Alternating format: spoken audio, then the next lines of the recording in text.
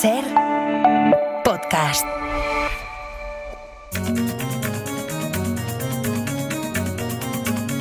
Hoy por Hoy Magazine.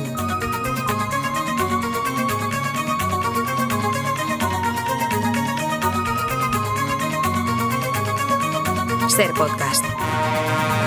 Parlami dell'esistenza di mondi lontanissimi, di civiltà sepolte, di continenti alla deriva. Parlami dell'amore che si fa in mezzo agli uomini. Hola, Nuño Domínguez, buenos días. Buenos días. Hola, Jaime García Cantero. Buenos días. Les estaba diciendo ahora, mientras estábamos empezando la sección, que cómo puede evolucionar el mundo, la tecnología, en fin, la ciencia, todo lo que contáis aquí semana a semana. Pero aquí estamos pendientes ahora de lo que salga de una chimenea, ¿eh? Totalmente. El poder del rito que dice Byung-Chul Han, que está de moda. Byung-Chul Han insiste mucho en esto, ¿no? El poder de los ritos. ¿No? Oye, aquí seguiremos mientras la sonda espacial soviética Cosmos 482 no caiga sobre nuestras cabezas. Pensaba antes, Nuño, cuando nos decían Ana y Sergio los temas que íbamos a tratar en el magazine, la cantidad de noticias que nos llevan a la época soviética. Hay unas, cada X tiempo sale una noticia que te retrotrae a la Guerra Fría, como si estuviéramos ahí. ¿Cómo es esto de que puede caer la sonda en algún momento y sobre alguna de nuestras cabezas? A ver. Puede caer el sábado y ayer hacíamos la broma de que, por ejemplo, Roma está en la posible trayectoria, ¿sí? También la Casa Blanca, es decir, hay cuestiones curiosas. Pero bueno, a medida que se vaya acercando el sábado, que en teoría es cuando va... ¿El sábado es pasado mañana? Va a ¿Esto caer, es ya? Sí. Se irá sabiendo más y podrán incluso descartar. Espera. Entonces, pasado mañana cae sobre la Tierra. Es que esto, esta historia, lo que es alucinante es que nos hace ver la poca capacidad de observación y de preparación para este tipo de eventos que tenemos. Es claro. decir, es una sonda que se lanzó en 1972, que además no se dijo para qué era, y estaba preparada para aterrizar en Venus, que tiene unas presiones y una atmósfera infernal, con lo cual es posible que los soviéticos la protegieran lo suficiente como para que si ahora cae a la Tierra pase de una pieza, no se desintegre en el rozamiento con la atmósfera. Entonces va a ser una cosa de 500 kilos cayendo a plomo a en una algún velocidad punto. Increíble. No, la velocidad, eso es curioso, me lo explicaba ayer un ingeniero de la Agencia Espacial Europea. En la entrada en la atmósfera la sonda se frena casi por completo, entonces cae a su propio peso, casi a plomo, él decía como una piedra, ¿no? Entonces se frena mucho, pero aún así es una velocidad considerable. Lo que decía es, llevamos 70 años de carrera espacial y nunca ha habido ningún problema con chatarra espacial cayendo sobre una persona. Alguna vez ha caído en alguna zona habitada. Se dice que a veces ha habido algún destrozo en casas, pero nunca ha pasado nada. Y cada semana caen restos de cohetes de 1 tonelada. Es decir, la única preocupación aquí es eso, que es una sonda soviética preparada para entrar en Venus, con lo cual puede que sobreviva bastante íntegra a su reentrada en la atmósfera. ¿Pero esto es pasado mañana? Esto es pasado mañana. Bueno, pero hay una incertidumbre tremenda. O sea, hasta el día previsto de la entrada hay una ventana de varias horas, antes o después, en las que puede caer. Y según esa ventana, puede caer en medio del océano o en un continente. Pero o en se sabrá dónde va a caer. Es decir, esa ventana... Más o menos. O sea, si sigue más o menos, te podrán decir, cuidado este territorio porque caerá aquí. Cuanto más se acerque, se sabrá más o menos dónde va a caer, pero aún así es incertidumbre hasta que efectivamente caiga y, por ejemplo, los satélites espías estadounidenses puedan ver la traza de calor en la atmósfera y te digan, bueno, ha caído en esta parte del océano o en esta otra. Y ya nunca sabremos nada más de ello. Bueno, qué inquietud, la verdad. Pero, en fin, esperemos que todo vaya bien. Y mientras la chimenea. Y mientras nosotros ahí mirando la chimenea. La información del diario El País sobre este asunto incluye la siguiente frase. Dice, el mes pasado, Rusia lanzó su objeto espacial número 2583, que está sin clasificar, pero parece vinculado al desarrollo de armas antisatélites. Y aquí inquietan dos cosas de las que hemos hablado otras veces. Una es que los países envíen al espacio objetos sin explicarle al resto del planeta lo que son y para qué sirven, de lo que se deduce también de la enorme cantidad de chatarra espacial que la humanidad ha lanzado al universo. La pregunta es, Ya no sé si hay descontrol, que entiendo que sí, si no hay manera de controlar, de poner un poco de orden aquí. Una agencia, Sí, bueno, una agencia del tráfico.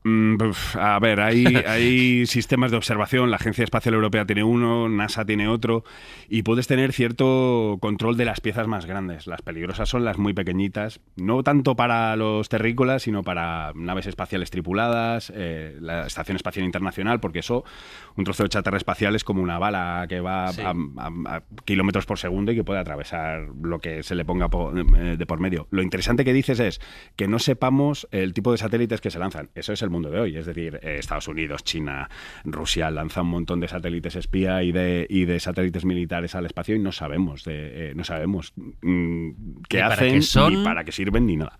No. Eso sigue siendo igual que en la Guerra Fría. Y hay otra cosa de la que hablamos también, yo creo, la semana pasada, Jaime, que es que la empresa de Elon Musk son más de 6.000 satélites en el espacio. Y ha lanzado 8.000, que lo decíamos también la semana pasada, ¿no? Que se caerán en algún momento. No, claro, algunos han caído ya y van a seguir cayendo. A ver, yo creo que es importante entender que parte del encanto que tiene el espacio para este tipo de empresas, no solo para Elon Musk, para muchísimos más, es que es un entorno altamente desregulado. Y estos millonarios lo están demostrando constantemente, les encantan los entornos poco regulados. Todo lo que pueda subir ahí arriba y jugar con normas que aún no están escritas, en plan el salvaje oeste americano, pues les encanta a los millonarios. Y ahí creo que es uno de los frentes que vamos a ver. Pero sí, de los 8.000 que han lanzado, 2.000 ya no están, con lo que suponemos que han caído, aunque es verdad, también lo dijimos el otro día, que muchos de ellos no llegan a la Tierra porque se destruyen en ese proceso de bajada. Pensemos que además de toda la flota del señor Elon Musk, hay un montón de competidores, que también los enumeramos la semana pasada, que están surgiendo y que van a seguir surgiendo. O sea, que el espacio va a estar muy ocupadito en los próximos tiempos. Musk es el prototipo, digamos, del tecnomillonario del siglo XXI, que es un contraste con figuras como la de Warren Buffett, millonario del siglo XX, y que ha anunciado, y este es otro de los nombres propios de los últimos días, su retirada esta semana. Fíjate, los millonarios también se jubilan. Qué bonito esto, ¿no? Hay un momento también para retirarse. Bueno, Buffett... Quizá no sea una jubilación como la del común de los mortales, pero seguro, sí se jubila. Seguro que no. Buffett convertido en icono, ¿no? de una manera de invertir, quizás el último millonario del siglo XX, con una manera muy diferente de hacer dinero de la que tienen hoy los millonarios del siglo XXI y mucho más allá, como son Elon Musk, omnipresente, y muchísimos más. Recordemos que Buffett es un señor que se ha asociado tradicionalmente al Partido Demócrata, y que la parte más reaccionaria de la sociedad de Estados Unidos ha incluido casi unánimemente en todo tipo de complot que tengan que ver con casi cualquier cosa. Buffett y Bill Gates eran sospechosos de casi cualquier trama en este mundo de la paranoia en los últimos años. Así que si Buffett se retira, pues imagino que parte de la ultraderecha de Estados Unidos estará más contenta y más tranquila porque ya no estarán estos complots. Bueno, pues pendientes de la chimenea, pendientes de la sonda, así hemos empezado nuestro ministerio de hoy, que va a seguir ahora con muy buenas noticias de avances médicos. A la vuelta.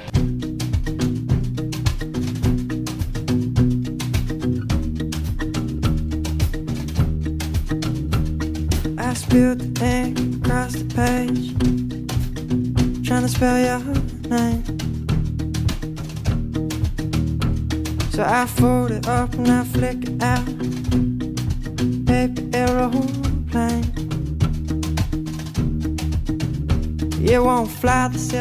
Estamos en el Ministerio de Ciencia y Tecnología con Nuño, con Jaime. Solemos dejar las buenas noticias para el final, pero hoy vamos a empezar este tramo por las alegrías. Les decía que un equipo español ha logrado curar a 9 niños, entre ellos 3 de una misma familia, de una enfermedad genética ultra rara, incurable y dolorosísima. Vamos a explicar, Nuño, si te parece, qué es esta enfermedad. Bueno, pues es una enfermedad muy rara. Como todas las enfermedades raras se deben normalmente a una mutación en un gen, y en este caso lo que provoca es, se llama deficiencia de adhesión leucocitaria tipo 1. Dada la complejidad de las enfermedades raras, esta es relativamente fácil de entender. Esta mutación lo que hace es que los leucocitos, que es un tipo de glóbulo blanco que van por la sangre, no puedan traspasar después las barreras de los vasos sanguíneos y llegar a los tejidos donde se les necesita para combatir infecciones, para combatir invasiones extrañas en el organismo, ¿no? Entonces estos niños lo que tienen son infecciones bacterianas recurrentes, muchos problemas de piel, muchos problemas respiratorios y una esperanza de vida muy reducida. Y dices que es muy dolorosa también. Es muy dolorosa por todas las infecciones que provoca. ¿Y cómo se cura? La esperanza no tiene ninguna cura, porque es una enfermedad con la que naces, básicamente porque tus padres te pasan las 2 copias erróneas del gen, ¿no? Entonces, lo que se ha hecho aquí es la terapia génica que hemos hablado algunas otras veces para otras enfermedades raras, que solo tienes que corregir un gen. Lo que utilizas es un lentivirus, un tipo de virus inactivado que dentro lleva la versión correcta del gen. Para no entrar en tecnicismos, lo que haces es dirigirte a la central donde se fabrican nuevos leucocitos, donde se fabrican nuevas células madre de la sangre en el cuerpo, que es la médula ósea, barres la médula ósea de los leucocitos, por así decirlo, enfermos, e introduces estos leucocitos sanos, modificados en laboratorio, para que el propio proceso de evolución, es decir, como son superiores evolutivamente, rellenan el cuerpo de los pacientes con leucocitos sanos y estos niños llevan algunos 2 años sin tener que volver al médico porque ya no tienen esas infecciones características que sufrían de forma recurrente. La verdad es que es alucinante. Lo es. Y explicado así, de esta manera tan sencilla como lo cuentas, parece que sea una cosa tan fácil pero en fin, borrar de la médula para que el patrón de los nuevos sea bueno. Eso es. Y esa es la parte más complicada del tratamiento, ¿no? Que tienes que dar ese tratamiento para barrer o para quitar todas las dentro de la médula ósea las células madre enfermas, por así decirlo, para después rellenar con las buenas, digamos. Sí, una terapia inventada en Madrid, ¿no? Sí, hace 15 años empezó a desarrollarse en Madrid, después entró en cuanto empezó a mostrar signos de éxito, sobre todo en ensayos con animales, entró una empresa farmacéutica que es la que ahora va a comercializar la terapia génica. Es decir, aquí entra una gran farmacéutica que es de Estados Unidos, ¿no? Es una farmacéutica de Estados Unidos que tiene oficina en Madrid. Y, de hecho, una de las científicas que ha desarrollado esta terapia ahora trabaja para la farmacéutica. El problema aquí será ver el precio de estas terapias. Están algunas por 2 millones de euros, otras por 5 millones de euros. A mí siempre me parecía una barbaridad, pero el caso es que estás salvando la vida a una persona que tiene 5 o 6 años. Es decir, le estás dando la vida. 70, 80 años de vida. Entonces, si divides... Este es el argumento de las farmacéuticas. Si tú divides ese precio por todos los años de vida que ganas, pues hombre, la verdad es que sale regalado. Pero... Este es un proceso muy interesante porque hay, y hablamos siempre, ¿no? Avance científico, novedad científica y tal. Por los médicos, porque van cada uno en su laboratorio, pues va investigando en la medida de sus posibilidades. Entonces, encuentra un hallazgo como este y, claro, necesita aquí que llegue una gran farmacéutica, que entiendo que están pues al cabo de todos los estudios que hay para ver qué pueden comercializar y qué no, y son ellas las que lo distribuyen, las que también sacan ese beneficio. Claro, es un debate con muchas cosas. Este ensayo clínico se ha hecho en Estados Unidos, Reino Unido y España, y son solo 9 pacientes. O sea, lo primero es encontrar los pacientes, que son muy pocos, y después pagar todos los gastos relacionados con el ensayo clínico. Entonces, es verdad que los centros públicos, hay muy pocos organismos públicos que puedan costear esto. O sea, que al final el mercado, o sea, se necesitan a las farmacéuticas por ahora para llevar esto a la gente que lo necesita, que realmente pues no es tanta. A nivel global no hay mucha gente que tenga esta enfermedad, pero es que salvas vidas, salvas potencialmente muchas vidas. Vamos a hablar también de OpenAI, la empresa pionera en inteligencia artificial, la desarrolladora del ChatGPT, que lleva desde el principio dando bandazos, Jaime, entre ser una organización sin ánimo de lucro y ser una empresa como las demás. Y al final no sé si ha llegado a un punto muerto, de término medio. Va a intentarlo. Bueno, yo creo que hemos contado las peripecias de OpenAI, las hemos contado aquí repetidamente, marcada ahora mismo por el enfrentamiento entre su fundador y CEO, que es Sam Altman, y una persona que aparece mucho por aquí, que es el señor Elon Musk, que es también uno de los fundadores y ahora mismo opuesto al CEO en la gestión de la compañía. Por misterioso que parezca, aquí el que defiende que OpenAI debe ser una organización sin ánimo de lucro es el señor Elon Musk. ¿Por qué lo defiende? ¿Porque quiere que no gane dinero? No, porque él tiene otra empresa de inteligencia artificial que se llama Grok y cree que si OpenAI es una empresa sin ánimo de lucro, va a ir más despacio, y si va más despacio le va a dar más tiempo a él a alcanzarla competitivamente. Entonces, el señor Sam Altman ha encontrado una solución intermedia, que es cambiar las siglas y decir que es una empresa por el bien común. ¿Qué quiere decir esto? Pues que es una empresa que tiene que someterse a un propósito muy claro, muy bien definido, que tiene que ver con poner la inteligencia artificial al servicio de las personas, algo con lo que estaremos todos de acuerdo, pero que es bastante un eufemismo, ¿no? Con cierto buenismo. Y la manera de organizar esto es que la organización en su conjunto no va a ser sin ánimo de lucro, es decir, va a ser con ánimo de lucro, pero va a poner otra organización, yo sé que es complicado de entender, sin ánimo de lucro, que va a controlar que la que tiene ánimo de lucro se adapte a ese propósito. Es decir, separa como si fueran dos compañías en el que una como controla, para perderse, ¿eh? En la que una controla al otro. Esto es una guerra empresarial en la que el señor Sam Altman cree que va a, bueno, de alguna manera apaciguar las cosas con Elon Musk. Aquí claramente el tema es quién va a estar en esa organización sin ánimo de lucro, porque puede ser una organización sin ánimo de lucro llena de psicópatas. O sea, esto no, una cosa no impide la otra. Vamos a ver qué ocurre, porque no es fácil de entender. Oye, cuéntame cómo es este proyecto hablando ya que estamos en el mundo de la inteligencia artificial, de Mark Zuckerberg, de crear amigos virtuales a través de la inteligencia artificial.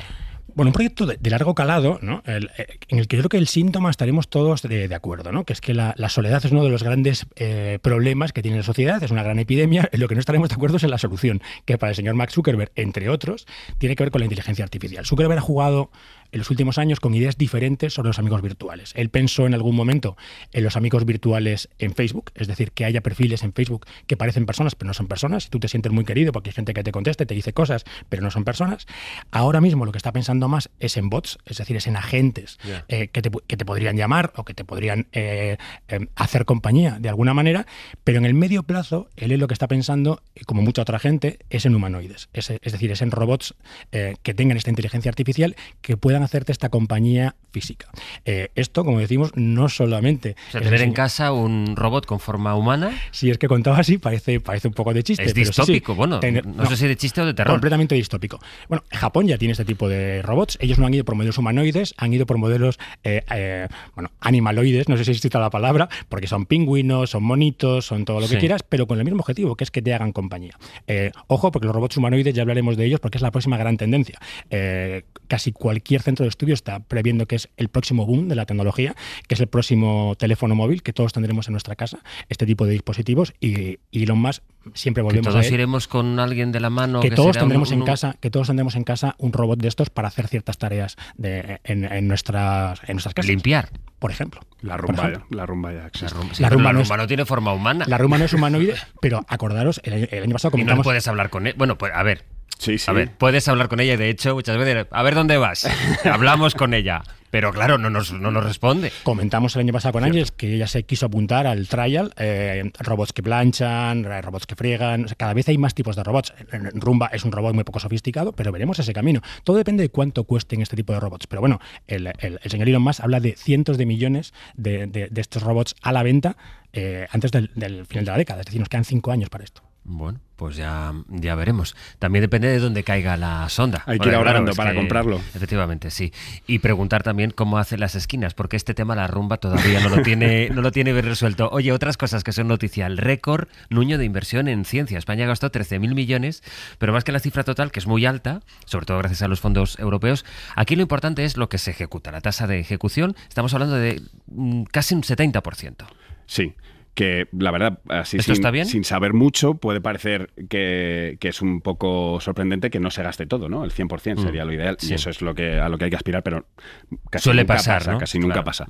Y de hecho es un porcentaje bastante alto y bastante positivo debido a la cantidad de recursos que tiene ahora mismo el sistema público de I+D, por la ayuda de los fondos europeos, y bueno, estamos en presupuestos históricos. Entonces, ha aumentado la ejecución, ha sido un récord de ejecución en 2024, es decir, de gasto real, y hay un dato importante, porque normalmente en otras épocas se hinchaban los presupuestos de ciencia, lo hemos hablado aquí alguna vez, con créditos, es decir, con préstamos, que yo los pongo en el libro de los presupuestos, pero nunca salen de las arcas del Estado porque nadie los pide. Bueno, pues ahora la tasa de ejecución de esos préstamos ha aumentado significativamente, en parte porque la inflación hace que esos créditos que antes no eran interesantes ahora sean un poco más interesantes. Entonces, bueno, es algo muy positivo, pero que tiene su parte negativa, porque ¿qué vamos a hacer a partir de 2027 cuando se acabe el presupuesto de la Unión Europea? ¿Habrá otro gran paquete de ayudas? ¿Se dirigirá a defensa en vez de tanto a investigación? Bueno, esa es la incógnita. ¿Quién seguirá investigando? Y antes de acabar, Jaime, hablemos de quien ganó, lo decías antes, el Premio Princesa de Asturias de Humanidades, Wing-Chul Han, que es uno de los nombres de referencia en la reflexión precisamente sobre la tecnología. Sí, a ver, yo creo que es el gran filósofo de los temas de actualidad, ¿no? Él es muy capaz de engancharse a todos los temas de los que hablamos en el día a día. Sí. Es un filósofo bestseller absoluto, un coreano que escribe en alemán, que parece una estrella del rock y que vende muchísimos libros, pese a los muchísimos que publica, porque casi cada año saca libro. Un autor que gusta muy poco en la academia. En general a los filósofos no les gusta mucho Byung-Chul Han, a lo mejor porque vende muchos libros y ellos menos, no sé por qué es, pero no les gusta mucho, y que tiene libros, yo creo que muy interesantes para entender algunas de las cosas que está pasando. La Sociedad del Cansancio, que quizás es el más conocido, es un libro que tiene 15 años, pero que parece escrito ayer, ¿no? Cuando te habla del cansancio, de la soledad, que acabamos de hablar de ella, de la indiferencia, de ese exceso de transparencia, del anteponer la libertad personal al bien común, cosas que están hoy en el día a día y que Byung-Chul Han tiene escritos hace 15 años. Un autor muy recomendable, aunque es verdad que a lo mejor esperábamos el premio a alguien menos conocido, ¿no? Para dar a conocer otro tipo de autores. Pero desde luego yo creo que esa capacidad que tiene de unir su pensamiento en la filosofía, ¿no? Que son los temas eternos, a lo absolutamente contemporáneo, es tremendamente relevante. Además, un autor que ha dado entrevistas al País en varias ocasiones. Que sepáis que ha empezado el conclave y ahí está la chimenea y de momento no paramos de mirarla. No paramos de mirarla porque es que es magnético e hipnótico. Estas cosas que, oye, por mucho tiempo que pase, esto también podría escribir el señor Han, podría escribir un tratado sobre eso, de cómo la capacidad de atracción sobre algo tan... Él ha escrito mucho sobre el rito, sobre el poder que tiene el rito de reconciliarnos con la realidad, ¿no? Y cómo esta parte de la posmodernidad, que era la eliminación absoluta de los ritos, ha conducido un poco a la indiferencia. Así que yo me imagino al señor Byung-Chul Han ahora mismo viendo la chimenea como nosotros. Oye, Nuño Jaime, nos volvemos a encontrar ya cuando haya caído la sonda, ¿vale? Eso es. Gracias. Que sí. Pase lo que pase, mirad arriba. Adiós. Hasta luego. Hoy por Hoy Magazine. Ser Podcast.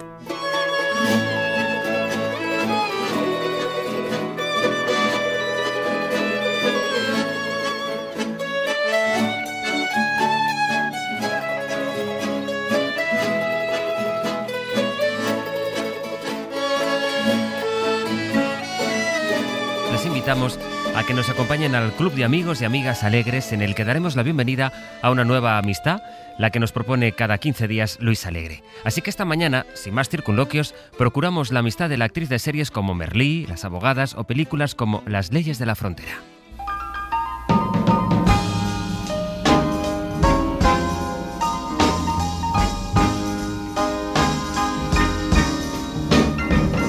Yo tenía muy claro que quería estudiar teatro y tal, pero en aquel momento yo pensaba que tendría más tiempo libre y quería estudiar alguna carrera también para hacer historia del arte o algo así. Y dije, guau, pues hago la SELE para tenerla. Y eso no ha acabado pasando, pero bueno, a lo mejor algún día. El teatro puede mezclar tantos lenguajes que eso es algo que me parece súper poderoso, ¿no? Y creo que el instituto te da como muchas herramientas o oportunidades de trabajar en equipo y crear. En aquel momento es que éramos un grupo de amigos y yo entré la última. Eran microteatros, se fueron a Menorca, a la Margaret, a hacer funciones de los microteatros. Y yo vendía las entradas. Y luego Uriol, que ya nos conocíamos de antes, me dijo si quería participar en el montaje, porque lo hacía Ruth Llopis antes, y lo hicimos. Que en teatro se ensaya muchísimo más y en audiovisual no. Eso también tiene una parte muy positiva. No sé qué pasa, que hay una energía ahí que se hace hoy y ya está. Eso también tiene algo de bonito. Yo espero, te lo juro, espero que con esa gente consigas tener un poquito... És que les clases no m'entero de res, tia. És que només penso en ell. No te pueden recoger el pelo cuando vomites y que les puedas llamar a las 12 o a las 5 de la mañana. Marrones con tomate. Yo estoy harta de hacer de criada. Ella em vol fer creure que ha estat ell qui se li ha tirat a tot. Por muchos de nosotros y nosotras fue la primera vez que hacíamos no solamente televisión y empezar así, pudiendo ensayar tanto y poderla cagar también tanto, pues joder, es un privilegio. Pero ostras, la sensación interna es de que me queda tanto por aprender que no te puedes ni imaginar, Luis Alegre, buenos días. Muy buenos días, José Luis. ¿Cómo estás? Pues muy bien, maravillosamente acompañado por esta excelsa música de Juan Sebastián Bach y por la estupenda actriz que la ha elegido para abrir esta conversación. Oye, ¿y se puede saber qué es lo que haces en Calatayud con Elisabet Casanovas, que es nuestra amiga alegre de hoy? Pues mira, estoy entre festival y festival de cine. Mañana me voy al de Melilla y hoy jueves estoy en el de la Almunia de Doña Godina, muy cerca de Calatayud, y ayer Elisabet Casanovas participó en una charla. Cuéntanos, antes de saludarla a ella, ¿cómo la descubriste? ¿Cómo entró ella en tu vida? Bueno, yo fui uno de los muchos encandilados con su trabajo en Merlí, la serie de TV3 que Netflix convirtió en un fenómeno internacional. Y luego, ya hace unos cuantos años, me encandiló personalmente en un encuentro en el Festival de Almería. Elisabet, ¿qué tal? Buenos días. Buenos días, oye, muchas gracias, qué nervios escuchar todo esto. Pues espera, que ya irás viendo. Oye, ¿cómo recuerdas tú tu primer encuentro con Luis Alegre? Bueno, yo me quedé fascinada por la capacidad que tiene Luis para generar grupos, porque yo no lo conocía personalmente y nos encontramos en Almería participando en una mesa redonda con un encuentro, pues eso, ¿no? Compartiendo experiencias con otros actores, y la verdad que enseguida nos llevamos muy bien, y en otras ocasiones que hemos coincidido siempre me parece que tiene ese don de generar, que no debe ser un secreto para nadie, pero que tiene ese don de generar, sí, como grupos súper armónicos, y esto me parece que no es nada fácil. La charla en la que Elisabet participó ayer en la Almunia giraba sobre películas y series basadas en hechos reales. Elisabet ha sido la protagonista de la serie La Ruta, inspirada en La Ruta del Bacalao de los años 80-90, y de Las Abogadas, donde interpreta a la mítica Cristina Almeida durante los últimos años del franquismo y los primeros de la transición. Tú naciste, Elisabet, en el 94. ¿Qué tipo de placer has sentido al sumergirte en dos etapas de la historia de España que no has podido vivir? Claro, mira, yo es que en general soy muy nostálgica, ¿vale? Entonces yo creo que soy tan nostálgica que incluso lo soy con las épocas que no he vivido. No, es broma. Pero sí que siento como un gran interés por el pasado, y creo que como intérprete tengo la sensación que me pasa que una de las fases que más disfruto es la primera fase de preparación, ¿no? Que consiste en investigar muchas veces, y claro, tratándose de épocas que no he vivido, pues ha sido muy chulo sumergerse pues en un trabajo de investigación. Pero después de tantas horas metida en la cabeza de Cristina Almeida, ¿qué es lo que más te ha impresionado, te ha impactado de ella? Ostras, claro, es que Cristina me parece fascinante, ¿no? Creo que es inevitable hablar de su carisma, y a la vez creo que es una persona que tiene un sentido de la justicia muy elevado.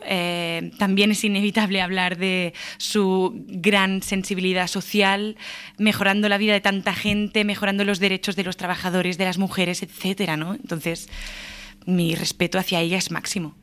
Vamos a escuchar un fragmento de esta serie, de Las Abogadas, en la que Cristina Almeida, en la cárcel, encarnada por Elisabet Casanovas, le hace una confesión muy particular a su compañera de celda, Manuela Carmena, que interpreta la gran Irene Escolar. Oye, dime qué te pasa. He perdido el bebé que estaba esperando Manuela. He tenido un aborto. Un aborto natural, que me han dicho que es por estrés. Sí.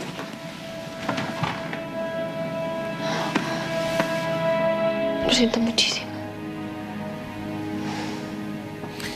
Cristina Almeida, buenos días. Muy buenas. ¿Cómo te encuentras? ¿Cómo estás? Pues mira, estoy en Ibiza y estoy pues un poco dormida, la verdad. ¡Qué graciosa! Pero estoy muy bien y sobre todo muy contenta de oír a Elisabet, que eso de que una persona tan estupenda haga de ti, me parece un honor. Pues mira, eso te quería preguntar, Cristina, ¿qué sensación te provocó ver a Elisabet Casanovas, una persona tan joven, haciendo de ti en la serie de Las Abogadas? Pues mira, ¿sabes qué? Pues tengo que decir que me gustó mucho, porque además supo ponerse los trajes que yo me ponía, esos babis sueltos, medio indios, medio hippies, de una época pues en la que yo ya venía a Ibiza. Hoy he vuelto después de estar muy malita, pues he venido hace una semana a poner en marcha la casa de aquí de Ibiza. Y entonces me he acordado de todo el tiempo malo que he pasado y que de repente tengo otra oportunidad de estar aquí viendo el sol y viendo las cosas. Y ver a Elizabeth, que no había hablado con ella nada, pues fíjate, me vi un poquito yo.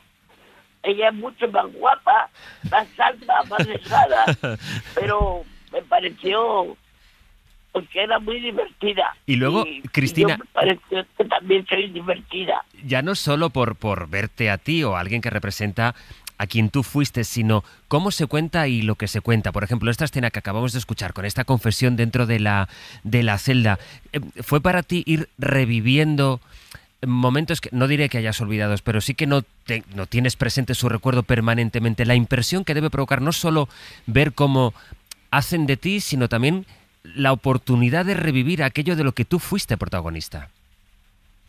Claro, porque uno tiene una vida muy completa, muy vivida de 20.000 cosas, y de repente te recuerdan trozos de tu vida que tú ya los has ido pasando y los ves en otra persona, que es tu vida, la que tú tuviste, la que tú te dolía, la que tuviste que vivir, ¿no? Entonces, no sé, me gusta mucho el pensar que alguien ha pensado que la vida nuestra ha podido llevarse a una serie. Y sobre todo, que esta serie la haya visto mucha gente joven, que no sabía nada de las cosas, de los hechos que ocurrían, de la vida, cómo vivíamos el mundo ese en blanco y negro, pero que nosotros le dábamos nuestro color y vivíamos en una situación de dictadura, pero sin embargo en una situación de amistad, de cosas muy bonitas que vivimos en todo aquel tiempo. Y ella me ayudó a revivirlo. Elizabeth, cuéntame qué ha sido para ti, qué ha supuesto más que esta experiencia, la relación que tú has tenido con Cristina y lo que has aprendido poniéndote en su piel en la serie. Claro, ostras, bueno, como he comentado antes, sí, a mí me daba mucho respeto por todo lo comentado, ¿no? Porque al final estas mujeres han hecho mucho por la apertura democrática y tantas otras cosas, pero sí que es lo que ahora comentaba Cristina, ¿no? Que creo que caer en la desmemoria es algo peligroso, y tengo la sensación que, como comentaba Cristina ahora, tengo la sensación que nuevas generaciones pueden conocer esta parte de la historia. Me parece muy potente. Hay una escena en la serie que Cristina había escuchado, que la había comentado en otras entrevistas, que es cuando ella intenta poner una denuncia y no la dejan sin el permiso del marido. Es fuerte eso, porque no está tan lejos y esto ha pasado, y esto yo creo que es poderoso, ¿no? Saber de dónde venimos. ¿Y cómo ha sido la relación? Sí, Cristina. Elizabeth, te doy un abrazo muy grande, ¿eh? Yo también a ti, Cristina, es un placer y un honor saludarte de nuevo. Ahí está, que te vi en el hospital y bueno, que sabes que te quiero mucho. Sí, Cristina. Y de todas maneras, esa escena en la que no puedo denunciar al director de la cárcel, quiero reclamar que hoy, el 2 de mayo, hizo 50 años que se eliminó la licencia marital, el permiso del marido, porque yo estuve desde el año 68 que me casé y que quise denunciar al director de la cárcel de Jaén y no lo pude hacer porque el que tenía que hacerlo era mi marido, que aquello me dio una vergüenza. Claro. Pensar que por ser mujer me quitaban todos los derechos, que bueno, eso supuso para mí una revolución. Y llegué a Madrid, me lo llevé al notario, me dio permiso, un cuaderno de notario en el que podía hacer lo que me diera la gana. Y el día 2 de mayo, cuando se puso la ley, nos juntamos todas las que teníamos el permiso del marido, hicimos una pira funeraria, nos pusimos ciegas de cava, entonces se llamaba María Champán, y dijimos, somos libres sin permiso. Y rompimos todos los permisos y los quemamos, para ser libres nosotras sin tenernos que ayudar a hacer las cosas nuestro marido. Es que es como... Eso era muy importante. Como decía ahora Elisabet, es una imagen realmente emocionante, esta pira que estás contando, y que es que esto es históricamente de antes de ayer, es que esto es la historia tan reciente de España y que efectivamente mucha gente no es que haya olvidado, sino que incluso desconoce. Cristina, te agradezco muchísimo que nos hayas atendido esta mañana y sobre todo nos alegramos mucho de escucharte bien. Nada, yo estoy aquí abriendo la casa para todo el mundo. Y Elisabet, si te animas en el verano a dar una vuelta por Ibiza, vente a casa. Uf, me encantaría. Son esas ofertas que no se pueden rechazar. Cómo se sueña aquí de bien. ¿Sabes, Estoy Cristina? muy contenta de que hayas hecho de mí, porque me siento muy contenta de ser tú. Ay, Qué al bonito. revés. Qué bonito Completamente esto. al revés. Antes Elisabet me confesaba que ella estaba muy nerviosa cuando te iba a conocer personalmente. Sí, es así, porque Bueno. Cristina, claro, yo te había escuchado mucho, te había invocado mucho, lo había tratado de hacer todo con mucho respeto y sí, de alguna forma, claro. Qué bien. Y de repente nos vimos en una silla de ruedas, Sí, empujándome y riéndonos. es verdad. Riéndonos. Cristina, te mando un beso enorme. Muchísimas gracias. Vale, besos para vosotros, para Un Luis beso. y para Un beso, Adiós, Cristina. un beso Hasta grande. luego. A partir de la serie de Las Abogadas, la interpretación de Elisabet en Las Abogadas, pero claro, para mucha gente, tú lo decías, Luis, nos recuerda sobre todo, o conocimos a Elisabet a partir de Merlí, ¿no? Sí, fue una serie que la puso en el mapa a ella y a otros muchos intérpretes como Laia Manzanares, por ejemplo, o Carlos Cuevas, y esa serie fue muy impactante porque la convirtió en un personaje primero en Cataluña muy popular, llegó a dar las campanadas de TV3 un año, pero claro, para ti fue completamente decisiva, entre otras cosas porque hiciste amistades para siempre. Sí, totalmente. Yo en aquel momento estaba estudiando arte dramático en el Institut del Teatre y claro, fue mi primer sueldo como actriz, ¿no? Fue mi primer trabajo como actriz y además acompañada de un elenco que también muchos de ellos, como comentabas, eran sus primeras veces también en el ámbito profesional delante de la cámara, ¿no? Y además teniendo tan cerca a Francesc Urella, que para nosotros fue muy inspirador trabajar con él, ¿no? Y sí que recuerdo pues eso, que fue un inicio pues muy efervescente, que tuvimos la suerte de ensayar muchísimo el proyecto, que eso también es muy guay, ¿no? Que ocurra en una serie de ficción, ensayar mucho y que incluso pudo haber un poco de laboratorio, ¿no? Con un coach y que estuvimos muy bien acompañados en ese sentido y además, claro, es que yo ahí conocí a muchas de las amistades que a día de hoy sigo teniendo y que considero que bueno, es que tengo la certeza que van a ser para siempre, me atrevo a decir, porque es que ya nos hemos conocido muchísimo, ¿no? Y sí, y en aquel momento, pues sí, incluso con algunos llegamos a compartir piso con nuestro primer sueldo. Hace 4 años se estrenó una película, Chavalas, de Carol Rodríguez Colás, en la que coincidieron 4 jóvenes actrices que se han consagrado en la élite de la interpretación española. Carolina Yuste, Ángela Cervantes, Victoria Luengo y Eli Casanovas. Y se hicieron muy amigas. Vamos a escucharlas en la película. Pobres tías, ¿no? Oye, Marta, ¿podrías alegrarte un poco de estar aquí con nosotras? Lo que pasa es que este barrio me deprime. ¿Qué quieres? Pues no sé qué coño haces aquí. Oye, ¿dónde has metido mis cosas? En cajas debajo de la cama. Ah, genial. Como si estuviera muerta, ¿no? Cuando lo mueves así. Es fácil ser amiga de verdad de una actriz de tu generación que puede competir por los mismos personajes que tú. Y tanto. Es que mira, a mí la palabra competir no es que me entusiasme, la verdad.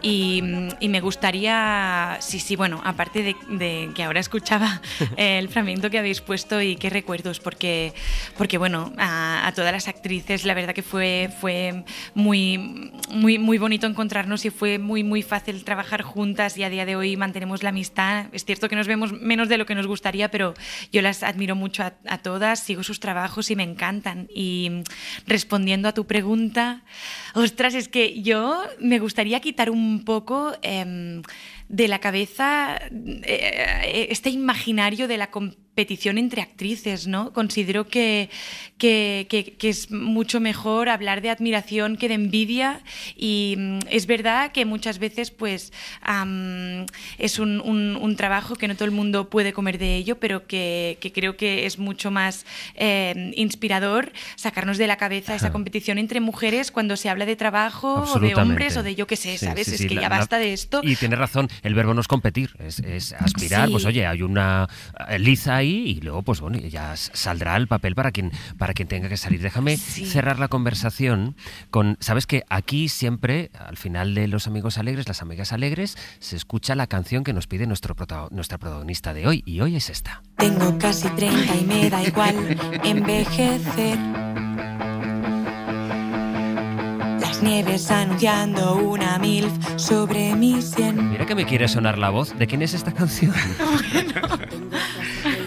A ver, es que antes Luis comentaba que con Laia Manzanares, que nos conocimos haciendo la serie Merlí, ya nos conocíamos de antes, pero trabajando juntas nos conocimos con mucha profundidad, y claro, es cierto que mantenemos la amistad, ¿no? Y bueno, pues nos hemos inventado este hobby, que es un grupito de música que ojalá continúe, porque vamos muy lentas sacando canciones y tal, pero bueno, que sí, nos llamamos Groupies, y es un grupo de música que nos hemos inventado como hobby y para pasarla bien, básicamente. Pues Elisabet Casanovas, ha sido un auténtico placer. Bienvenida al Club de Amigos y Amigas Alegres de Hoy por Hoy. Un beso. Qué honor, muchas gracias. Moltes gràcies. Fins la Moltes propera. gràcies. Adiós. Un beso, José Luis. Luis, un beso grande. Hasta la próxima.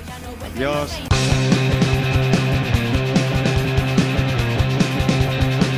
Hoy por Hoy Magazine.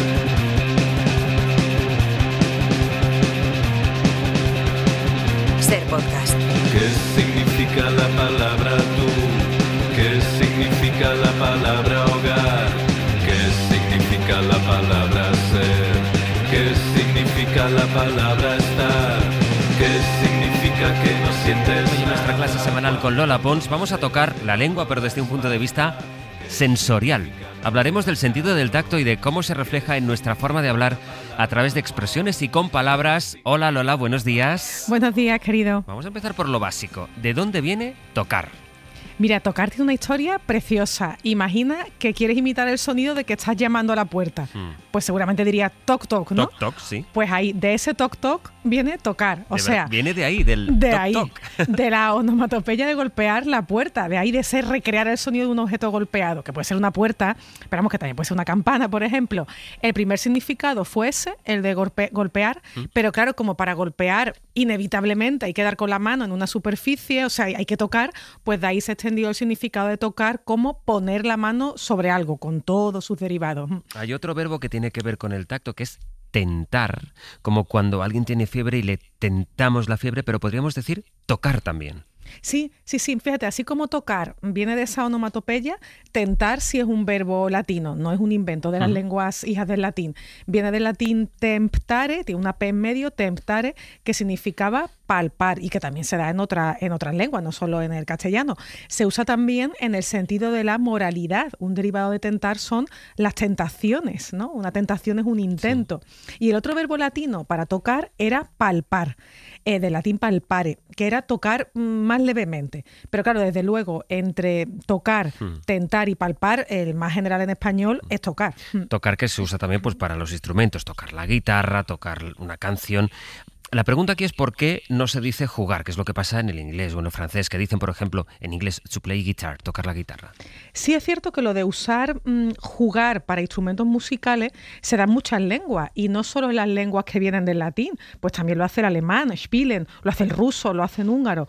No todas las lenguas hijas del latín dicen jugar. Por ejemplo, el italiano dice sonar, suonare, ¿no? Suonare un instrumento. Pero en general es muy común usar jugar en el sentido de interpretar. No es tanto que conciba la música como un juego, sino que el juego es una interpretación donde uno hace de algo, ¿no? Nosotros decimos en español tocar la guitarra, pero antes decíamos tañer del latín, tangere. Tañer un instrumento era tocarlo. Yo creo que este verbo hoy se usa sobre todo para tañer las campanas, Sí. ¿no? Ahora que estamos en esta semana de los cónclaves, y su derivado de atañer. Esto atañe a algo, o sea, esto afecta, esto toca a algo. Pero la propia palabra tacto, que hoy da nombre al sentido, deriva de tangere, ¿no? De donde viene ese tañer. O sea, tacto y contacto vienen de ahí, de tangere. Estaba pensando en la expresión, en el dicho, la casa de Tócame Roque. Esto parece la casa de Tócame Roque. Ahí, ¿qué pinta el verbo tocar? ¿De dónde sale? Mira, esto tiene su complejidad, quiero decir, porque la casa de Tócame Roque es un dicho muy gracioso, yo lo digo mucho, una casa con mucha gente, con muchos jaleos, sin normas claras, donde cada uno hace lo que quiere, ¿no?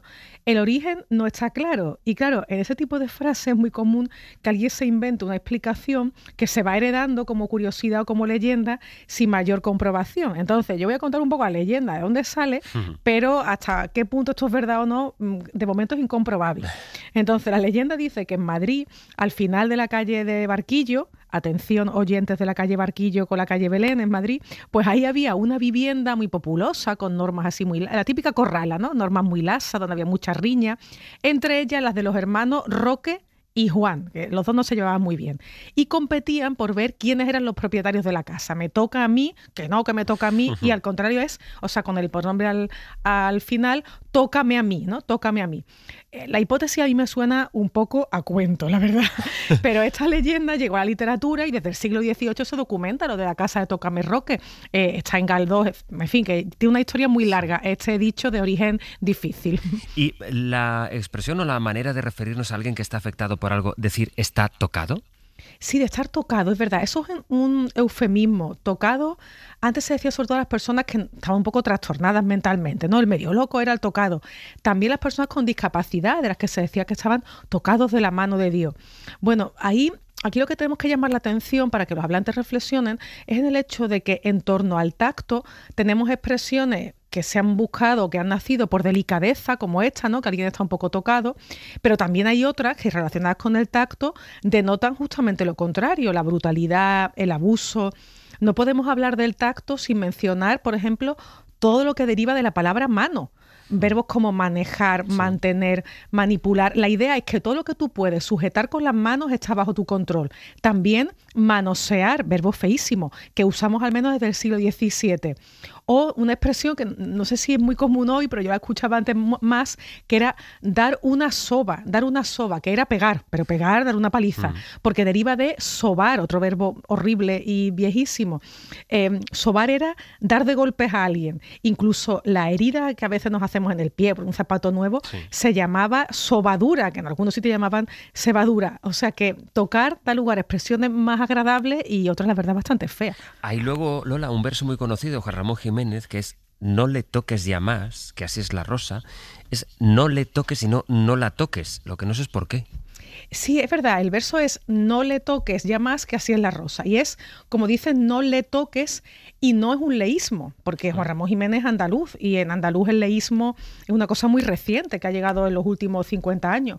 Ese le suponemos que alude, bueno, hay muchas interpretaciones, pero se ha dicho que puede aludir a algo que está elíptico, que está sobreentendido, como si decimos, no le toques el aspecto, o no le toques el pétalo a la rosa, o incluso figuradamente, no toques como no fuerces, quítale ropajes, porque lo que ese verso está defendiendo, lo que está encomiando es la simplicidad, es una recomendación de simplicidad, que a mí cuando me cuentan la historia esta de los minimalistas, el minimalismo que llega de Estados Unidos, todos los cuentos estos, mira, yo me río y digo, mira, es que el minimalismo antes nació con la poesía pura y con Juan Ramón Jiménez y con no le toques ya más, que así es la rosa, pero en fin. ¿Y el tacto es, dirías, una fuente de comunicación entre personas con discapacidad? Claro, el tacto es un idioma, también puede serlo. O sea, aquí tenemos que nombrar a las personas que tienen sordoceguera, o sea, que son sordos y ciegos simultáneamente. Que hay algunos que llevan audífonos o si tienen un poquito de resto visual se comunican con lenguas de signos. Pero si no hay nada, si no hay ni visión ni audición, acuden al tacto, es la escritura sobre la palma de la mano. O sea, una persona con sordoceguera pone su mano sobre la nuestra y quien sabe el lenguaje de signos le va escribiendo en la mano lo que se llama alfabeto manual o dactilológico. O sea, cada letra equivale a una posición de los dedos de la mano. Esto se puede hacer en el aire o se puede hacer sobre la palma de la mano. Entonces, las personas con sordoceguera, el sentido del tacto es fundamental porque las manos son sus ojos y sus oídos. El Día de las Personas Sordociegas es el 27 de junio, pero mira, a mí me parece bien que no esperemos a ese día, ¿no? Para acordarnos de ellos también hoy hablando del tacto. Pues toda la razón. Lola, muchísimas gracias. Nada, a ti. Hasta la semana que viene. Hasta pronto. Hoy por Hoy Magazine. Ser podcast. Siento alguna cosa. ¿El qué? Arrepentimiento. No te arrepientas. Acuérdate. Me acordaré de la vez que te quedaste dormida en la cocina. Yo me acordaré de tu mirada sombría cuando te gané a las cartas. Recuerdo la primera vez que te vi reír. Te costó ser graciosa. Es cierto. He perdido el tiempo. Yo también lo he perdido. Me acordaré muy bien de la primera vez que quise besarte. ¿Cuándo fue? ¿No te acuerdas? Cuando me preguntaste si conocía el amor. Sentí que la respuesta era sí. ¿Y qué era aquel momento? Hoy por Hoy Magazine. Ser podcast. Ellos no se arrepienten, recuerdan sus buenos momentos, llegan la vida y el cine susurrándose su amor. Profesor Ocaña, Javier Ocaña, buenos días. Muy buenos días. Estamos con Retrato de una mujer en llamas. Eso es, película francesa buenísima, de Céline Sciamma. Hoy, de hecho, traes historias sobre mujeres ambientadas en distintas épocas, protagonizadas por mujeres, dirigidas por mujeres que están de estreno. No sé si es algo que ocurre de forma cada vez más frecuente. Cada vez más frecuente. De hecho, la semana que viene Yolanda Centeno estrena Tras el verano, Gala Gracia estrena Lo que queda de ti, en 2 semanas estrena Los Tortuga Belén Funes. Bueno, yo creo que desde hace un tiempo se observa claramente cómo directoras jóvenes dan forma al retrato interior y al retrato exterior de una generación de jóvenes mujeres con historias complejas, con historias con personalidad. Con un buen análisis, la mayoría sin maniqueísmos, con mucho convencimiento. No todas son buenas, porque no tienen por qué ser buenas. Las de ellos tampoco son todas buenas, evidentemente. Pero sí que es importante y se nota el cambio. Vamos a empezar a hablar, si te parece, de cada una de las 3 películas que les proponemos esta mañana. La primera, quizá la haya visto algún oyente, es La buena letra. ¿Y si mi madre recibe una carta de mi hermano? Que le diga que consiguió irse con pasaporte falso. ¿Y quién va a escribirla? ¿Tú? Si tu hermano se enterara de que leemos sus cosas. Es que no tienes que leer nada, solo tienes que copiar la letra.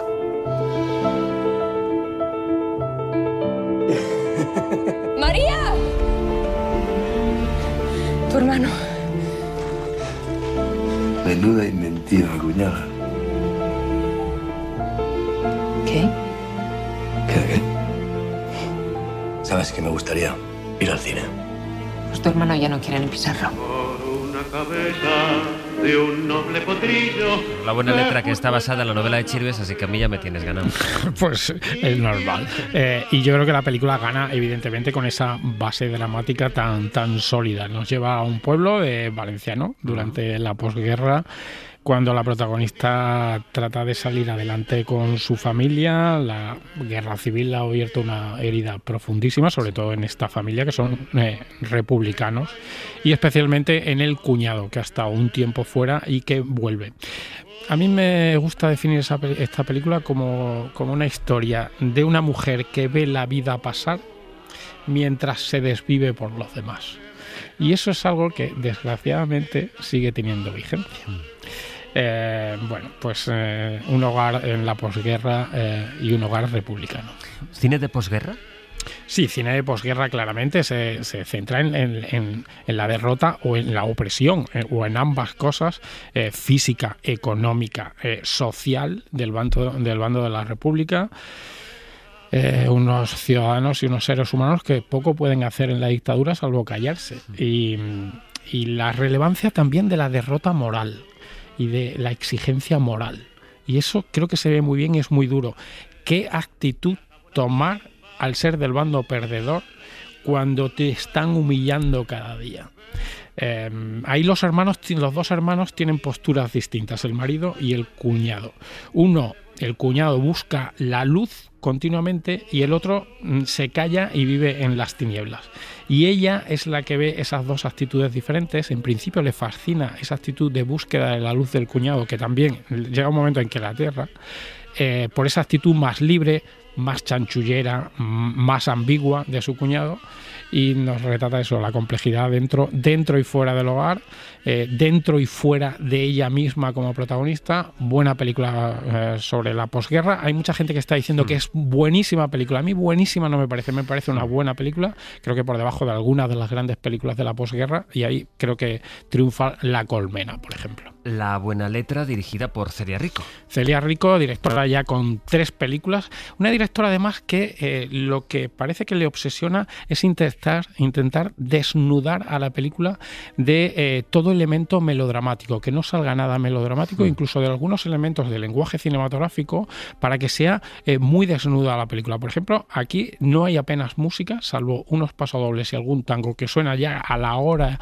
de película y que suenan dentro de la película, es decir, música desde dentro, diegética, pero apenas tiene banda sonora.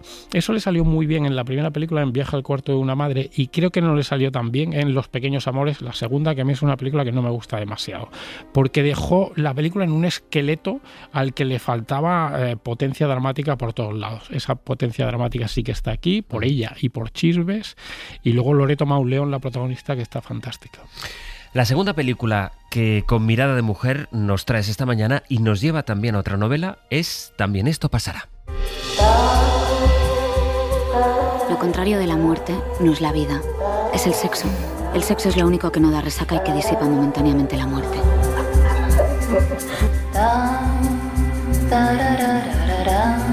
Dicen que la mayoría de las mujeres buscan a su padre a través de los hombres. Yo te busco a ti, mamá.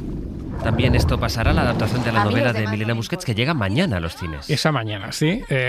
Novela del año 2015, que me encantó cuando la leí, además en casi recién salida. Un libro que no es nada fácil llevarlo a la pantalla. Es un libro que tiene un tono que parte de la ligereza para llegar a la profundidad, muy difícil de adaptar, y luego la estructura en forma de monólogo de la protagonista o de charla con su madre, pero la madre no le contesta, obviamente, porque está muerta, y lleva la película a tener demasiada voz en off. Además, creo que en el libro hay una ausencia casi total de relato, y María Ripoll, veterana cineasta con películas buenas, creo que no le ha salido demasiado bien.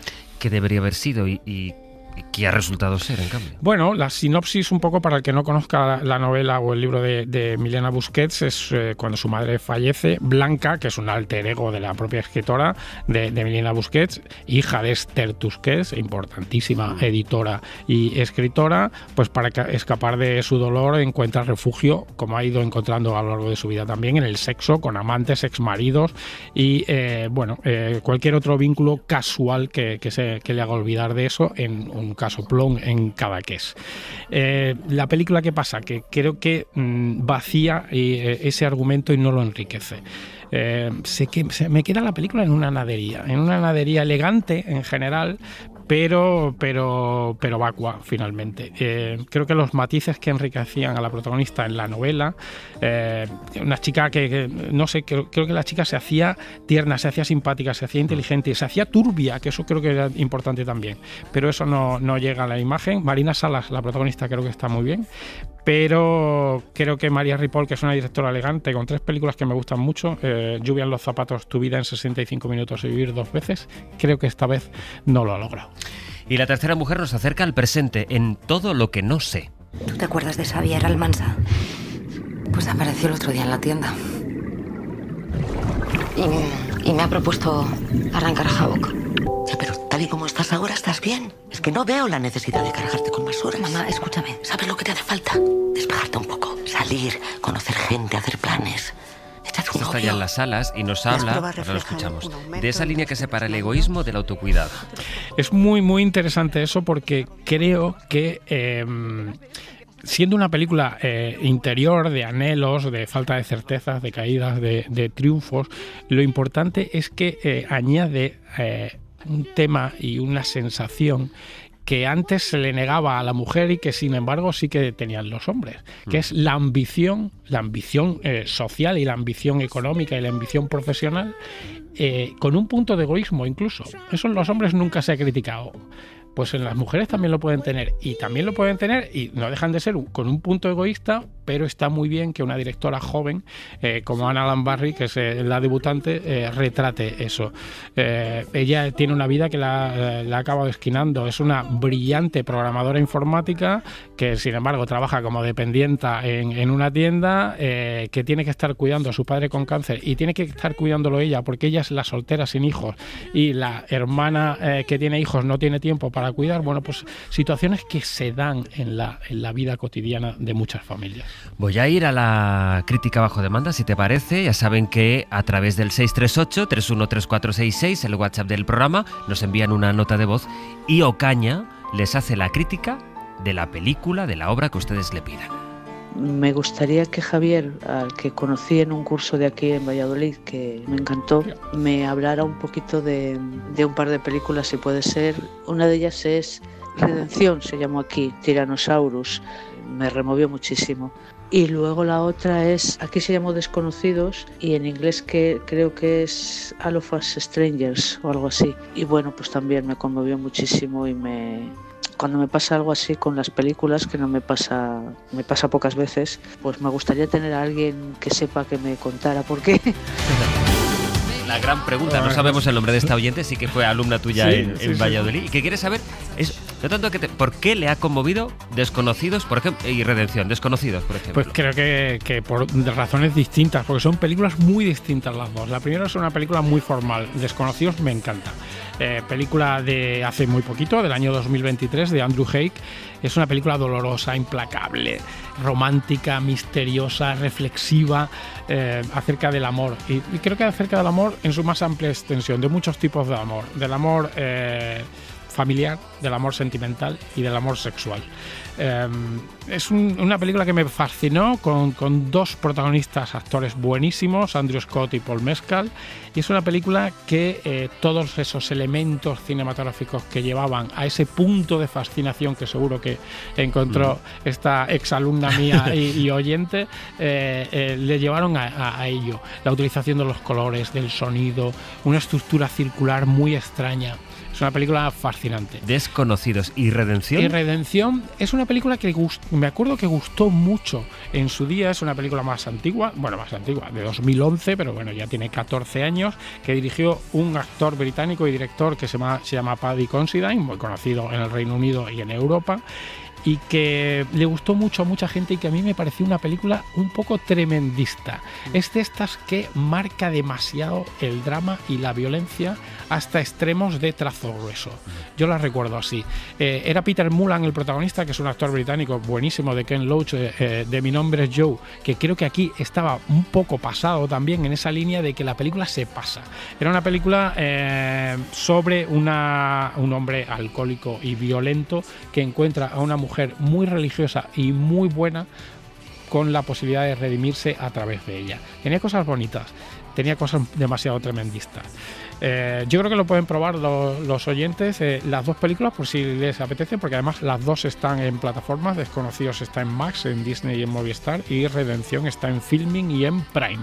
Y luego que decidan ellos. Exacto. Cada uno si pues se trata de Redención la pueden recuperar, que es un peliculón, y Tyrannosaurus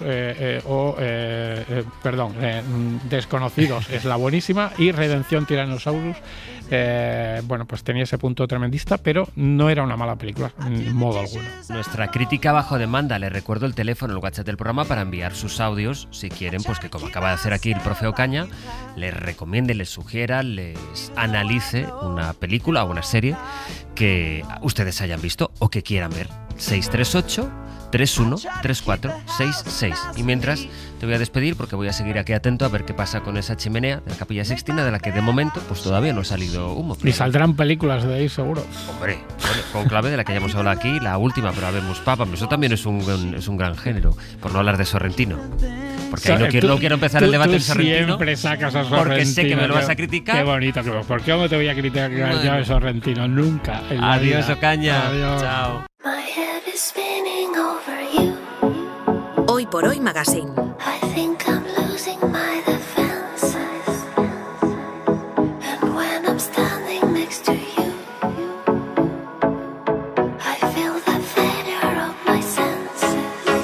Ser Podcast. Y a esta hora de la mañana saludamos a Ainhoa Aguirregoite. Ainhoa, buenos días. Buenos días, Sastre, ¿cómo estás? Bien, ¿y tú? ¿Cuántos días contigo ya? Bueno, no me lo creo. Lo dices como quejándote. A ver si me voy a enamorar. No, hombre, todo lo contrario, a ver si me voy a enamorar. Bueno, y luego no pues... voy a poder hacer el programa con Ángels. Bueno, pues oye, todo se puede hablar. Hay productos en la cocina que tienen auténticos seguidores, detractores, alimentos de contrastes. Uno de ellos es el picante y de alguno de ellos viene hoy a hablarnos aquí Ainhoa. Conocemos ya tu tono ácido, al que hoy vas a sumar este picante. ¿Por qué el wasabi, que es el gran tema de esta mañana, Ainhoa? Pues mira, porque estoy seguro de que a mucha gente le pasa, y a ti en parte también, igual que me ha pasado a mí hasta hace muy poco. Muchos asociamos el wasabi a esa pasta verde neón que acompaña al sushi para llevar. Asociamos, no, identificamos. Identificamos y asociamos. Sí, no hay otro vínculo. Sí. Exacto, pero estas raíces o rizomas de color verde claro y mate pueden dar lugar a muchísimas aventuras culinarias si las conocemos un poquito más, porque no tiene nada que ver ese color verde artificial con el verde original y natural del wasabi. Quiero creer, es una creencia que tengo, que cada vez más se pone en evidencia la necesidad de lo auténtico, y la prueba es que cada vez tenemos más necesidad por adquirir productos de calidad y conocer los productos desde su identidad original y no la artificial, ¿no? Cosa que además hace unos años era impensable, porque era muy difícil que algunos productos llegasen a los supermercados en España, ¿no? Fuera sobre todo asequible al consumidor final, no tanto a la hostelería. Entonces, ese producto maltratado, que yo creo que ha sido el wasabi, por la industria, ha dado lugar a un registro gustativo erróneo, cosa que a mí me parece muy importante. Y creo que podemos corregirlo, creo que estamos a tiempo de corregirlo. Creo que tenemos un registro del wasabi equivocado en el paladar. Vamos a deshacer ese equívoco. ¿Cuál es la diferencia entonces entre el wasabi real, digamos, contra el comercial, por llamarlo de alguna manera? Sí, mira, lo que en la mayoría de lugares del mundo se ofrece como wasabi en realidad no lo es. Es una mezcla de rábano picante, mostaza en polvo y colorante verde. Tal cual. Vale. Se trata de un picor que es muy directo, muy lineal, con un carácter también muy efímero, pero doloroso, sin matices. Si tú te comes media cucharadita de postre de wasabi de este artificial de golpe, sin nada más que lo acompañe, es un picante que duele. Se va muy rápido, pero duele. En cambio, el sabor del wasabi real tiene un picor mucho más suave y elegante. No arde en la lengua, ¿vale? Sino que sube por la nariz de forma muy delicada y acompaña sobre todo de otros matices como el dulce, toques herbáceos, toques más florales también. Y además su picor también se disipa rápidamente, pero digamos que el wasabi comercial es como si te golpease la nariz y el real se desliza por ella. ¿Vale? Qué manera más poética de definir la diferencia, ¿no? Pero a que queda clara. Queda muy claro. Es una imagen, a veces es que lo visual ayuda mucho y queda muy claro. Entonces, tú me puedes explicar qué sentido tiene comer pescado crudo, que de sabor es es súper suave, mucho más suave que cocinado, con algo que lo va a distorsionar por completo. Es que no tiene ningún sentido. Que tú estés comiéndote un taquito de atún rojo crudo y de repente te lo pongan con un wasabi artificial que lo que va a hacer es golpearlo sobremanera, eso no tiene ningún sentido. Entonces, al final, si algo tiene un banquete de sushi clásico, es que tienes que estar preparado para apreciar esa sutilidad, esa delicadeza. Y, por ejemplo, tanto el wasabi como el jengibre funcionan un poco para limpiar también paladares, para preparar el paladar a lo que te viene después. Por eso es importante, cuando vas comiendo pescado crudo, el ir alternando alternándolo con esos trocitos de wasabi encurtidos que te ponen también en la tabla de madera o de piedra o de lo que sea. Oye, ¿y se sabe cuál es el porcentaje de consumo de wasabi real frente al comercial? Es exagerado. Existe una estadística que está súper repetida en el sector gastronómico que nos da una idea bastante clara, y es que hasta entre el 90 y el 99% del wasabi que se consume no es wasabi real. ¡Wow! Es impresionante, sí. Esta cifra, aunque es aproximada, se menciona con frecuencia en muchos artículos especializados, reportajes gastronómicos, y los propios productores de wasabi lo dicen. Pero ahora vamos a saber por qué, ¿vale? Porque existen varios factores por los que consumimos poco wasabi real. El primero de ellos es una planta extremadamente difícil de cultivar, ya que tarda hasta 2 años en desarrollarse. Ojo a esto, que estamos acostumbrados a que las cosechas se plantan en un mes y se recogen 2 meses después. Es todo inmediato, sí. Claro. Entonces, esta tarda 2 años en desarrollarse y requiere de condiciones muy específicas de temperatura, humedad y calidad del agua. Por ejemplo, en Japón se hace con agua de arroyo. Parece una coña, pero realmente lo que el agua tiene que hacer es correr, no es agua estancada. Entonces, claro, el agua tiene que correr y esas condiciones son caras y difíciles de conseguir de manera natural. Además, su coste es muy elevado porque el rizoma fresco puede alcanzar un precio de entre 150 y 300 euros por kilo. Otro inconveniente, claro. Voy también de guau en guau esta mañana, pero es que... es que impresiona. Sí. Pero aquí es interesante. Este tema me interesa mucho tratarlo. Otro inconveniente es su corta vida útil. Ya que una vez rallado pierde su potencia aromática en apenas 15-20 minutos. Es que lo pone muy difícil el wasabi real. Sí, es complicado, pero lo que han hecho artificial es que ni se parece. Yeah. Es que ni se parece. Entonces, yo no te digo que no, pero por lo menos intenta hacerlo con un poquito más de suavidad. A esto se suma que la industria alimentaria se ha adaptado al sustituto con muchísima facilidad y la gente se ha acostumbrado a consumirlo de esa manera, entonces no demanda lo otro. Porque como no lo conoce, no tiene ese registro, no lo necesita. Pero, y hay un pero sastre, afortunadamente existen cultivos de wasabi fuera de Japón. En Cataluña, por ejemplo, contamos con Yamaoi, que es la primera empresa productora de wasabi fresco en el Mediterráneo. Y la segunda en Europa, ubicada en la cara norte del Montseny. Tú sabes pronunciar esto mejor que yo. Montseny. Sí, tú también, ¿no? Montseny, lo he dicho perfectamente. Sí. Cultivan wasabi utilizando agua pura de montaña y técnicas sostenibles. Esto nos acerca cada vez más a un consumo real de dicho ingrediente. Lo que tenemos que hacer es reeducarnos como consumidores. Vamos a volver a la parte culinaria, si te parece. ¿Por qué el wasabi se lleva también con el pescado crudo? ¿Es solo por el sabor? No, la combinación entre el wasabi y el pescado crudo va mucho más allá del sabor. El wasabi contiene propiedades antimicrobianas naturales que pueden ayudar a reducir la presencia de bacterias superficiales en los alimentos crudos, proporcionando así también una capa externa de seguridad. Esto no sustituye a las condiciones higiénicas que tenemos que tener en un restaurante o en una casa para procesar el pescado crudo, pero digamos que de alguna forma ayuda, ¿vale? Por otro lado, ese sabor tan intenso que tiene, pero breve, realza mucho el umami del pescado sin opacarlo. Si este fuera un picante mucho más invasivo, que permaneciese en la lengua durante más tiempo, probablemente no nos daría tiempo de un bocado a otro a recuperarnos de ese bocado. Por eso es importante que el picante suba rápido y baje rápido también, porque así aporta mucho equilibrio y mucha profundidad. Y además, bueno, sobre todo esa parte volátil del picante que actúa también como limpiador dentro del paladar. ¿De acuerdo? Que nos hace empezar con el siguiente bocado, o sea, si pasamos de un salmón crudo a una corvina, a una quisquilla, que podamos ir apreciando esos sabores sutiles, ¿de acuerdo? Del pescado crudo, que no tiene nada que ver con un pescado cocinado. Sí. Al final es una alianza perfecta entre funcionalidad y placer. ¿De acuerdo? Pero bueno, hay algo interesante también con respecto a su doble función, y es que inevitablemente nos lleva a conocer un poco de su origen, que durante siglos el wasabi fue un ingrediente reservado casi exclusivamente a la nobleza japonesa, debido a su rareza y a esas condiciones tan específicas que requiere su cultivo, que son las que comentábamos antes, y era extremadamente difícil obtener grandes cantidades. Entonces eso lo convirtió en un bien muy preciado, muy exótico, al que solo podían acceder las clases altas. Entonces, en los banquetes aristocráticos, el wasabi no solo se valoraba por su sabor, sino porque también era una cuestión de estatus. De tener dinero. De tener... Dinerets. Chiquiclines. Sí. Pero bueno, luego viene el periodo Edo, que va un poco del 1600 al 1860, con la expansión del sushi como comida urbana y rápida, y ahí es cuando el wasabi comienza a ganar presencia entre las clases populares. No tanto a lo mejor, yo creo, por su valor gustativo, sino por esa cualidad que tiene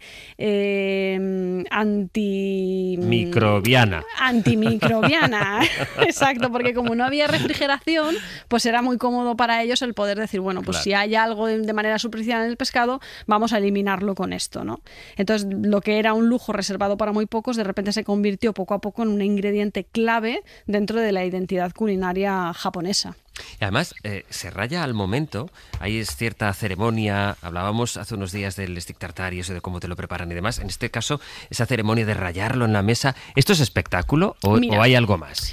Puede haber mucho de teatro, yo no te digo que no, pero hay una razón concreta y sensorial detrás de esa acción. Y es que el wasabi fresco real, además de ser un picante volátil, cuando lo ingerimos también tiene compuestos volátiles que van desapareciendo justo en el momento en el que lo rayamos. Ajá. Estos compuestos son responsables de ese picor tan característico y de ese aroma tan fresco que tienen, pero también son muy inestables, se degradan muy rápido, entonces en apenas 15-20 minutos su intensidad se atenúa muchísimo, incluso puede llegar a desaparecer.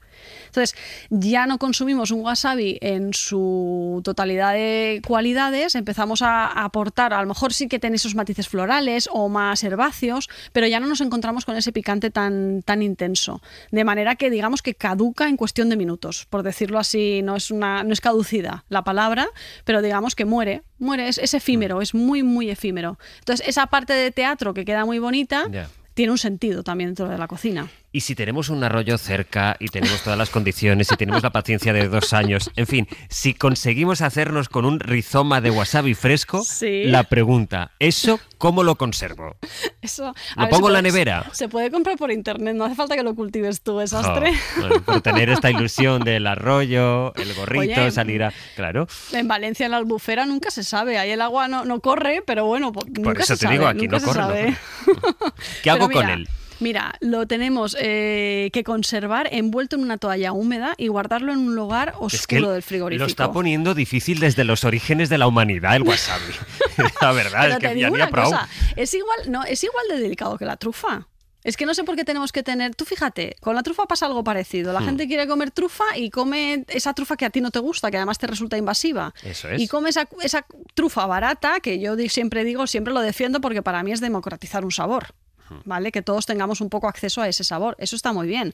Pero bueno, al wasabi le pasa un poco como a la trufa. Es caro, es difícil y luego hay que conservarlo. Entonces lo puedes comprar por internet, que eso ya es una ventaja, no tienes que cultivarlo tú. Y entonces, bueno, y dejarlo ahí en la nevera y te va a durar un máximo de 3 semanas. Con la toalla. Con la toallita húmeda, que se sienta arropado el wasabi. Es que Dios mío, el wasabi. Lo ideal sería comprarlo poco a poco. ¿Vale? Y una vez que tengamos un poco más de experiencia con él y que sepamos aplicarlo, ahora vamos a dar explicaciones del wasabi, que creo que también es interesante, pues ya vamos comprando más cantidades. Y luego, bueno, tener en cuenta que cuando lo vayamos a rallar es una cuestión de 20 minutos. Pero yo si quieres te doy ahora una retahíla de recetas. Hoy no hay una receta, hoy hay un montón. Hay varias. Pues venga, vamos a ellas. Hay un montón, yo creo que te van a gustar. A ver Venga, cuál tus te, propuestas, a ver cuál te ¿qué convence. hacer con el wasabi una vez lo saco de la toalla? Hostia. Visto así, sastre. Venga. Venga, lo primero, vamos a hacer un almíbar. Mira qué cosa tan sencilla. Mira, me vas a perdonar un segundito, Ainhoa, porque en este momento tenemos noticia en Roma, cuando faltan 8 minutos para que den las 12 del mediodía, las 10 en Canarias. Hay noticia en Roma, Joan, porque hay fumata y es negra. Hay fumata. A las 11:50, la segunda fumata. Hay fumata negra en la chimenea del tejado de la Capilla Sistina, que indica que ningún papable no ha alcanzado los 2/3 de los votos, 89 para ser precisos, en la segunda votación. Es la señal de humo del fracaso de la elección del próximo pontífice, humo producido en la quema de las papeletas, billetes y documentos de la votación con sustancias químicas colorantes en las estufas instaladas en el extremo opuesto de las pinturas del Juicio Universal de Miguel Ángel en la Capilla Sistina. Con fumata negra sigue el cónclave. La cita es para esta tarde a partir de las 4, nueva reunión en el cónclave. Vamos a recordar, Joan, lo que nos contabas ya a primera hora en este Hoy por Hoy. Lo previsible eran 4 reuniones, lo previsto, vaya, son 4 reuniones. Que estemos viendo ahora mismo la fumata negra significa que se habrían producido 2 votaciones ya en la reunión de la mañana. Exactamente, se habrían producido 2 votaciones, una sola fumata por la mañana. Vamos a esperar a esta tarde otras 2 votaciones. Al término de las mismas habría una nueva fumata blanca. En caso de que hubiera acuerdo, papa, sí. Exactamente, negra si no hay papa tampoco. Una de las cosas de las que se ha estado hablando en este tiempo, Solés, es que al aumentar, Francisco, el número de cardenales, al situarlo en 133, eso complica también. La mayoría son 89 los votos que hacen falta. Sí, son 89. Hay además... con un número mucho más elevado, 133 electores, pues el proceso de votación es mucho más lento, teniendo en cuenta además que muchos de ellos son personas mayores de 70 años y que por consiguiente incluso alguno camina con gran dificultad. Sí, y hay una última cosa. Ayer, y es una de las cosas que comentábamos esta mañana, decíamos, han hecho esperar casi 3 horas, más de 2 horas, y eso empezó a desatar cierta especulación en la plaza de San Pedro. No vaya a ser que... Era muy difícil, y se daba por hecho que no iba a ser. Sin embargo, esta vez ha sido la cosa, digamos, bastante rápida, esas 2 votaciones, en menos de 2 horas, cuando la previsión era que pudiéramos tener resultado a partir de las 12, no antes. Exactamente. Ayer seguramente hubo un retraso en las meditaciones, quizás hoy han sido un poco más rápidos, esta mañana, y existía la duda de si había algún problema técnico, de si alguno de los electores se habría puesto enfermo, se habría sentido mal, o bien, digamos, un retraso sencillamente porque eran mucho más cardenales que en anteriores cónclaves y por consiguiente se requería mayor tiempo para poder votar. Fumata negro en la plaza de San Pedro. Gracias, Solés. Ampliamos a las 12. Fumata negro en la plaza de San Pedro en el Vaticano, donde está el enviado especial de la SER, Pablo Morán. ¿La reacción allí cuál ha sido? Bueno, de desconcierto, Sastre, como estabas comentando con Solés, porque después del retraso de ayer, la hora en la que hemos visto esta fumata negra aquí en San Pedro, pues no era la prevista, así que sí que ha habido algo de desconcierto. Sabe todo el mundo lo que significa, obviamente, que todavía no hay papa, que todavía no hay consenso y ninguno de los candidatos ha alcanzado esa mayoría de 89 votos a favor, pero esa es la imagen a esta hora, la estamos viendo perfectamente. Hoy sí se puede ver ese humo negro, no como anoche. Sí. Exacto, no hay dudas. Como anoche fue gracias a las pantallas que podíamos percibir efectivamente que era fumata negra. Así que toca esperar a las siguientes votaciones de esta tarde, como te explicaba Solés, y a la siguiente fumata, que ya será a última hora de la tarde, si no hay acuerdos de consenso, que se adelantará. Recordemos que para evitar también confusiones, no solo han incrementado los colores, le han dado más intensidad al blanco y al negro, sino que cuando sea blanca sonarán también las campanas de Roma. Gracias, Pablo. Ampliamos en el hora 12, dentro de 4 minutos, las noticias de las 12, con este gran titular: vuelve a haber fumata, vuelve a ser negra en la plaza de San Pedro del Vaticano. Hoy por Hoy Magazine. Ser podcast. Sí, casi de uniforme casal, Francino. Hola, ¿no? Sí, es verdad. Es verdad. Tendencia al color beige. Bueno, a las 2:14 pues ya tenemos una de las principales noticias del día. Fumata negra. Próxima cita esta tarde, toca esperar. Lo contaremos a las 2. Estamos pendientes de Roma, también de la votación del decreto para aliviar los aranceles en el Congreso de los Diputados. Pero dejadme que a esta hora demos una noticia. Una muy buena noticia. Por favor. Archivada la causa contra nuestro compañero Héctor de Miguel. Seguro que lo recordáis, esa querella que presentó en su día abogados cristianos por un supuesto delito de odio por aquellos comentarios sarcásticos sobre el Valle de los Caídos y la pederastia en la Iglesia. Pues dice la Audiencia de Madrid, dice la justicia, que no hay delito, y leo de la sentencia: queda acreditado que los comentarios no incitan al odio ni fomentan un clima de hostilidad al hecho religioso o a aquellos que practican la religión católica. Así que, archivada la causa, nos alegramos por Héctor, nos alegramos por todos y nos alegramos también por la libertad de expresión. Puedo conectar con una cosa. El cónclave, se supone no, la compasión es una de las grandes virtudes morales de los cristianos, de los seguidores de Jesucristo, que ejerció esa compasión, dicen, con toda la gente que lo rodeaba. La historia de Noelia, que hemos contado esta mañana aquí en Hoy por Hoy, esa chica que pidió hace ya muchos meses la eutanasia, que tiene todos los avales éticos, médicos, en fin, todo lo que hace falta para ejercer su derecho a una muerte digna, sigue bloqueada por una demanda de abogados cristianos y porque la justicia, hasta que la sentencia sea firme, no le va a permitir ejercer ese derecho. Estoy muy cabreado y muy indignado con esta historia. Y me parece curiosa y llamativa la coincidencia Esta mañana hablabais en Hoy por Hoy de que la Iglesia es mucho más que el Vaticano. Y es verdad. Una cosa es el terreno clerical y el otro el eclesiástico. Bien, pues esta coincidencia creo que da para pensar y para reflexionar. Desde luego, dicho lo cual, te puedo contar más cosas de la ventana esta tarde, pero es que mira, me ha venido muy bien la... No, pero está muy bien la reflexión. No, de verdad, es que... Sin quitarle un ápice de debate. Y lo decía esta mañana, Claro. es decir, entiendo todas las posiciones sí, y sí. entiendo, por supuesto, que un padre le entren todas las dudas respecto a su hija, pero claro, luego está el plano legal. Sí, exacto. Pero hay una ley que pintan los argumentos ¿Quién puede interferir en esa decisión de una persona sobre cómo acabar con su propia vida? No somos pero un estado laico. Bueno, da igual. fin, oye, bueno, ¿qué más? No da igual, pero da igual. Esto va muy en serio, ¿eh? A Elvira Lindo se le ha muerto su perra.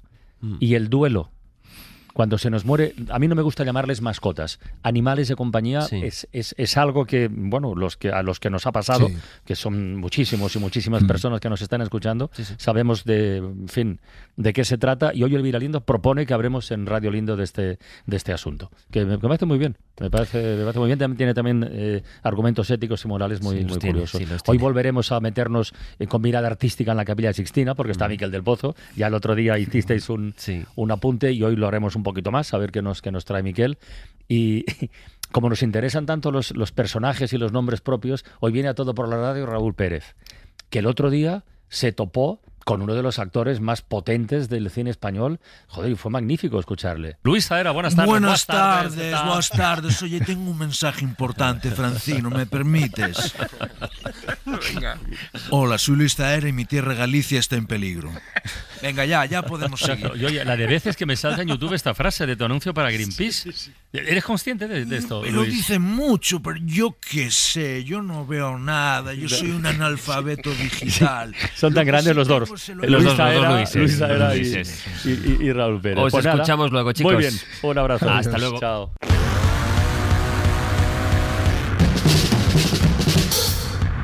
Hoy por Hoy Magazine.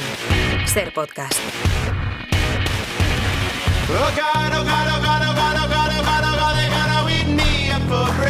Bueno, hemos tenido fumata negra. Entonces, ¿cómo va la paporra? Bueno, hay gente que ya ha caído, ya nos tenemos que despedir de Eva Aguado, nos tenemos que despedir...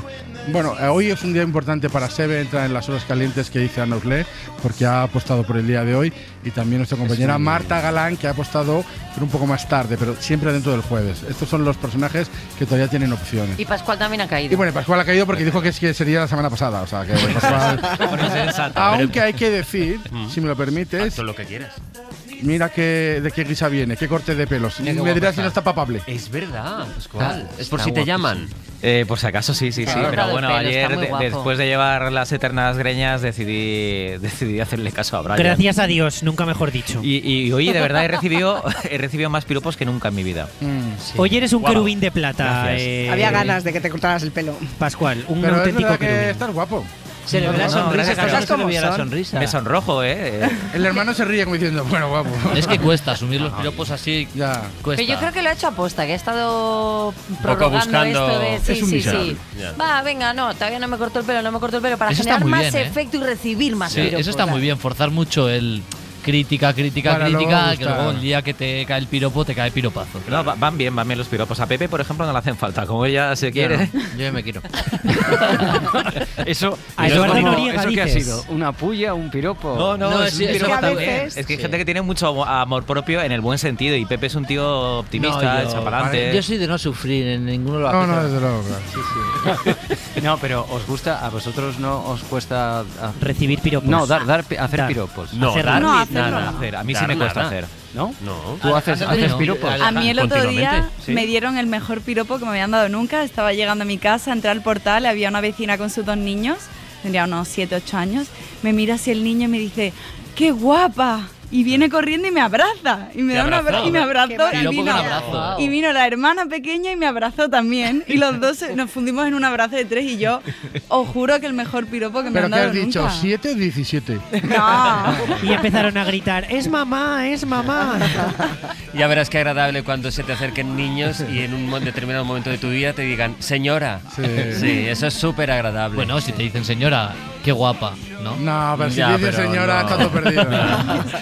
Cuando te hablan de no hay nada que hacer ahí ya. Pero yo no tengo muy claro los límites. O sea, los límites del piropo. O sea, No ¿qué hay es límites. piropo? Bueno, pero hombre, ¿qué es, sí, qué es sí. piropo? Severino, guapo. Eso es un piropo. Eso es un piropo. Y una mentira. Yo nací para ser perra, por favor dejadme serlo, pero no quiero llevar nunca el bozal. Que si tengo la cabeza en otro lado los domingos, me dejéis que me apalanque en el sofá. Que si yo ahora fuera perra, juguetona y muy amable, no tendría estos problemas de ansiedad. Que si yo ahora fuera perra, no estaría aquí llorando, que saldría al patio rápido a saltar. Sin embargo, soy humana y me he quedado aquí encerrada, componiendo cancioncillas sin parar. Vamos a ir perreando hasta el último compás. Sí, vamos a tener que terminar, aunque estamos sorteando radios analógicas. Efectivamente. Para que esto nunca acabe. Tienen que entrar ustedes e inscribirse en la web de la SER, en cadenaser.com, y buscar ahí cómo pueden inscribirse para entrar en el sorteo y que les toque una radio analógica chulísima a pilas de la SER. Eso es, porque la radio nunca se apaga, pero nosotros nos tenemos que ir con el dúo de amigas alegres que hoy hemos sumado a la lista. Son Eli Casanovas, que hace en la serie Abogadas, de Cristina Almeida. Caer en la desmemoria es algo peligroso y tengo la sensación que nuevas generaciones pueden conocer esta parte de la historia, me parece muy potente. Hay una escena en la serie que es cuando ella intenta poner una denuncia y no la dejan sin el permiso del marido. Supuso para mí una revolución, me lo llevé al notario, me dio permiso, podía hacer lo que me diera la gana y el día 2 de mayo, cuando se puso la ley, nos juntamos todas las que teníamos el permiso del marido, hicimos una pila funeraria, nos pusimos ciegas de sábado, entonces se llamaba María Champán, y decimos, somos libres sin permiso. Chicos, hasta mañana, haya la fumata que haya, que os espero, ¿eh? Vale. No hay reunión, qué bien. Sí, la hay. Cerramos aquí esta edición de Hoy por Hoy. Saben que si no hay novedad, volvemos a encontrarnos mañana a partir de las 6 de la mañana. Entre tanto, la radio, a pilas o como ustedes quieran, sigue. Que tengan una feliz jornada. Adiós.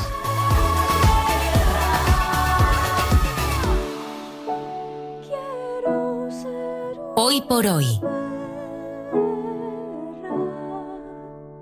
José Luis Sastre. Para no perderte ningún episodio, síguenos en la aplicación o la web de la SER, Podium Podcast o tu plataforma de audio favorita.